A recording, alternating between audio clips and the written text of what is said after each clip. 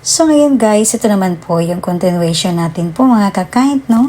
Ayan, so ito po sa Mampuko Restaurant, mag-i-enjoy po talaga rin ang mga bata. Ayan, kaya masasabi ko po, isa po ito sa magandang restaurant, yan para po sa pamilya. Okay, yung mga bata guys, alam kasi natin na talagang mabilis yan mainip sa isang lugar lamang. Kaya dito pa lamang mag-i-enjoy na po talaga sila. Ayan, at isa sa bahagi rin po ni Kindness, lalo na po may mga dala tayong mga babies. Ayan, so may playroom po sila dyan guys. Hindi naman siya gaanong kalakihan, pero kahit papano no, mag-e-enjoy na po ang mga kids dyan. Okay, so yan po ang isa sa mga ibinahagi ko po sa inyong mga kakain. Huwag mag-alala kapag may mga bit-bit po tayong mga kids po dyan.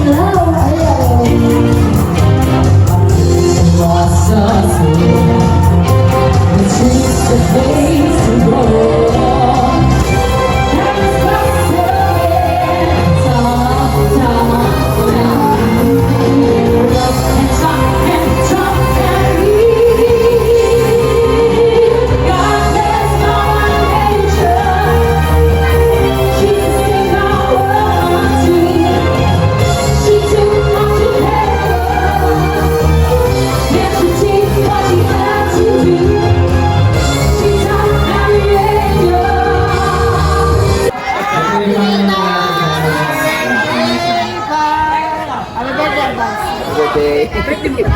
Hindi po. Yung mga birthday celebrant. Sino na kayo? Ang dami may birthday niya.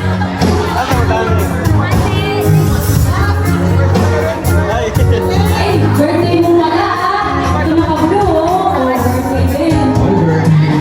Ako gusto mo lang ng cake eh. Birthday mo talaga nun.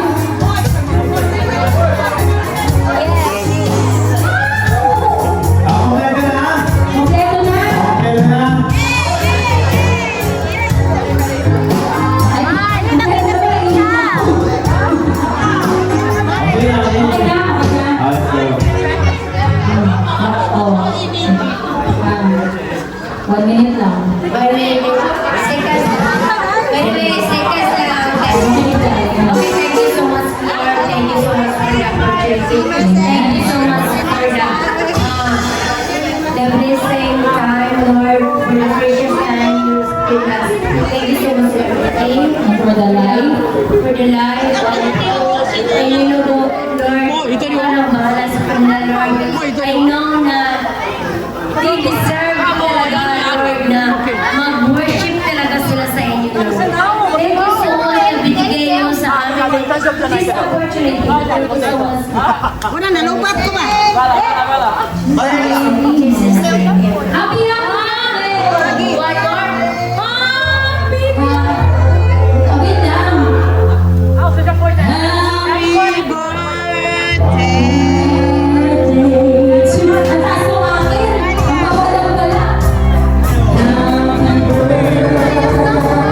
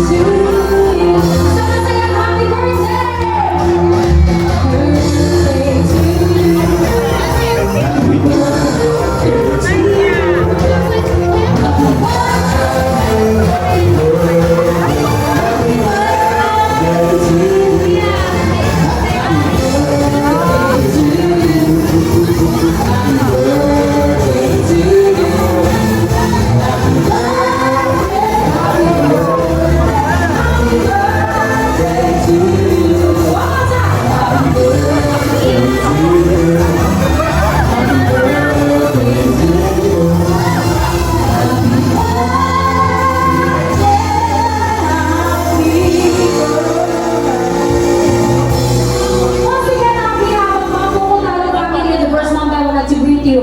Happy birthday! Happy birthday to you. This will be for Earth and Fire. Request the afternoon.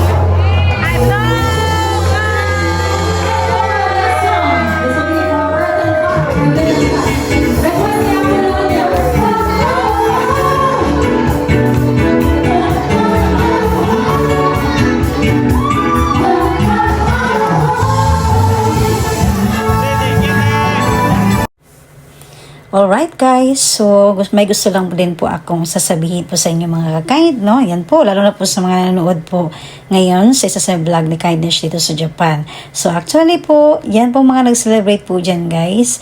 Filipino po yan halos, no? Pero hindi po kami dyan magkakakilala talaga, okay? Pero katulad po niyan, nagkakaisa pa rin po tayo mga Filipino, no? Sa katuwaan po, ayan. So halos nagkakasabay-sabay lang po talaga ang celebration dyan. Kaya nasasabi ko po guys kasi kapag Sabado, doon namin sineselebrate talaga ang mga important na mga events po sa buhay namin. Kasi yan po ang time lang po talaga na wala kaming mga work. At syempre, kinabukasan, Sunday, kung di magsisimba, magpapahinga po sa bahay.